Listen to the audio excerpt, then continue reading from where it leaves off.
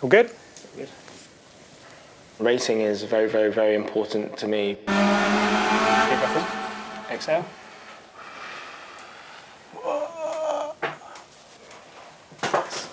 Overcoming my disability. Squeeze. Achieving things that I never thought I'd ever be able to achieve as a 5-year-old in a wheelchair. You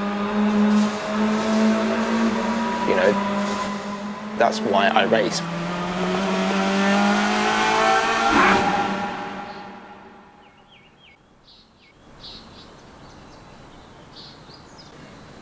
Okay, and then what we're going to do is just push the toes down and just raise the heels off the floor.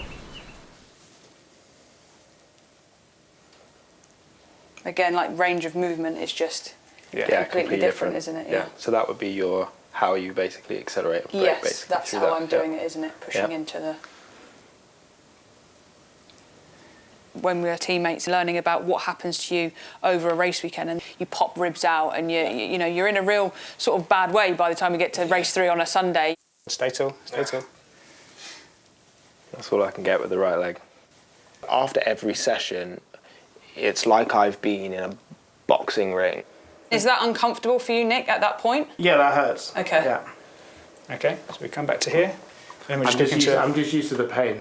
By the end of the weekend, I'm like tapping out and screwed, and I've had in the past where I've rolled up to my grid slot and I'm thinking, I'm going to make it. Yeah, I'm done already. Should I go straight in with you it? don't mind. Yeah, go for it. So look for that hip bone, and that's it. This one goes to here. Yeah, always above, never on the joint, always above. Yeah, always above, and there. So we go to 90, which is about there. Yeah. Well, you're out of the job. That's it, done. Oh, you wish you'd never done this now. Yeah. That's it, done. Why'd you do it? Because I absolutely love it, Jade, is why I do it.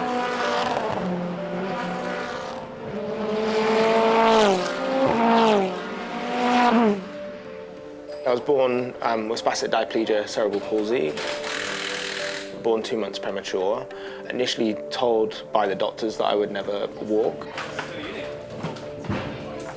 Got to a point I was walking for the first time, and then my dad was like, would you like to have a go at racing?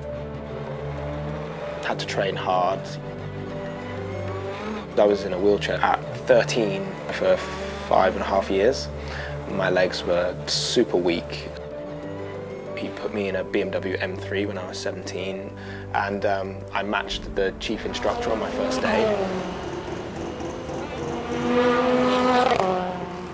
You've now got to a point where you're sort of defying the odds in terms of what you were told you can do and what you are doing now. How was that sort of growing up where you were told, no, you're not walking, no, you're not doing this, and thinking, actually, hold my beer as such, watch this. How have you overcome that over the years as well? Yeah, obviously I was born into motorsport. School's over, but Lewis Hamilton has more on his mind than homework. He's preparing for a weekend of racing in Italy. My bigger brother is 7 years older than me, so he was just starting into motorsport as soon as I was born, and so I was at a racetrack, from day one. I was following Lewis, sitting on my mum's lap, watching go-karts go around, and I wanted to do that. I just never had the opportunity to, and I was struggling just to walk. Lewis Hamilton is a phenomenon, and of course, Ron Dennis of McLaren knows it. What has made you most proud? Winning and all that stuff, and winning all the championships. I'm Lewis's number one fan. Yeah. But it is hard to be related to arguably, the best human being to have ever sat behind the steering wheel of a race car and have your own path. My parents instilled in me that I've got to keep pushing regardless. If you didn't have the infrastructure around you, where it's quite a determined family, I'd imagine, and quite motivated, do you think that you'd have made it this far? Yeah, it all comes from my dad.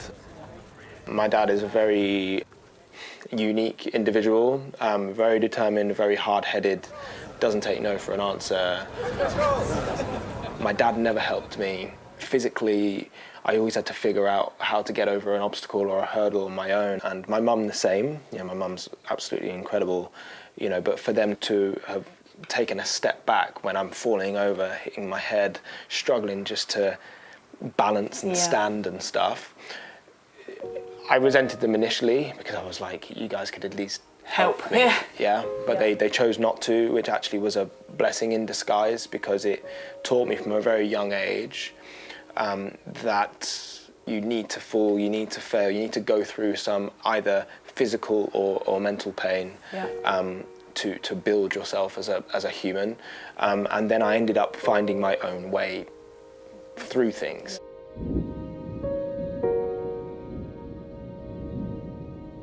I want to talk about that amazing day at Donington Park. Umbrellas are going up again and waterproofs are going on. It's raining and you make that call to pit and put wet tyres on. The Hamiltons are looking suitably nervous. I mean, Lewis surprised me.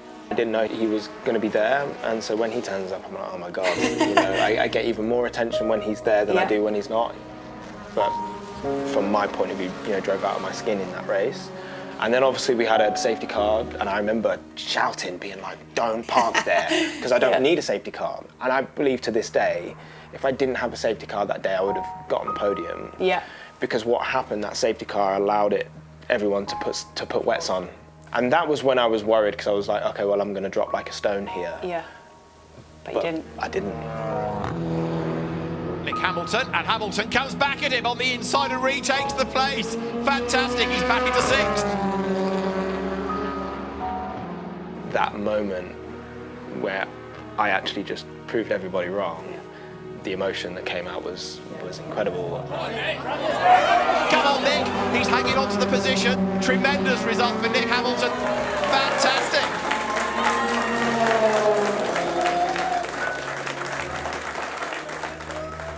It made me just go, you can do it, and you did do it. I actually lifted your visor up because I wanted to see if you were crying or not. You were there. But it was a really cool moment to see. From a kid in a wheelchair, following Lewis around, didn't even know how the hell I was going to create a life for myself, to achieving that result in the pinnacle of British motorsport, when your family are pretty much saying no, and you know, everyone that you talk to when it comes to comments on social media are like, waste of time.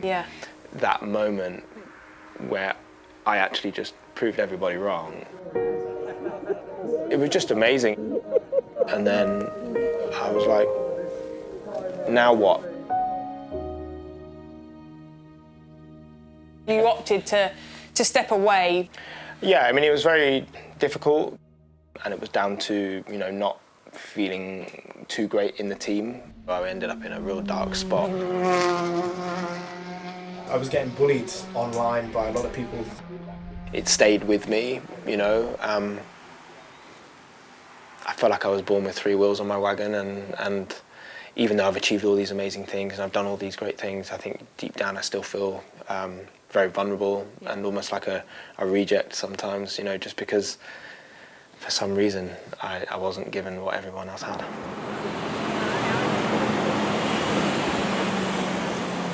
You seem to have come back to racing with an even bigger ambition to really inspire that next generation of person that may look at you and think, well, if he can do it, I can do it. How we doing? You okay, guys? All right. Having that time away really made me realise that although racing is very, very important to me, it's not absolutely everything. Good to see you. Nice to meet you. Nice to see you. Nice to meet you. How are you? Pleasure to meet you. I feel much more well-rounded in my life. I'm not just racing for the sake of racing. I'm racing for a purpose and a reason. Come on through. How's life? Yeah, really good. You? You know, to be brutally honest, you know, I don't win races. Thanks for doing this, man. I would love to stand on the podium of the British Touring Car Championship race, and that's my end goal. But your value isn't just what you achieve in a race car. If I can help just one person that's listening to this podcast, then I've done my job. I don't know how long I'm going to be in the sport, but whilst I'm here, I now want to turn around when I leave and see more opportunity for disabled people, and I want to be the person that has sparked that change and then just fade into the background. I don't want to be known for it or for me to be reaping the rewards. I just want to make it easier for the next generation. One thing that sparked a real eureka moment for me was I remember Colin Turkington drove past me and I was just sitting in my wheelchair, you know, and then 10 years later I'm with him, racing him at Silverstone. I almost imagine my 5-year-old self looking up at me as I put my helmet on, you know, get ready to go into a British touring car. It's such a personal achievement and I'm so grateful and proud that I've done that.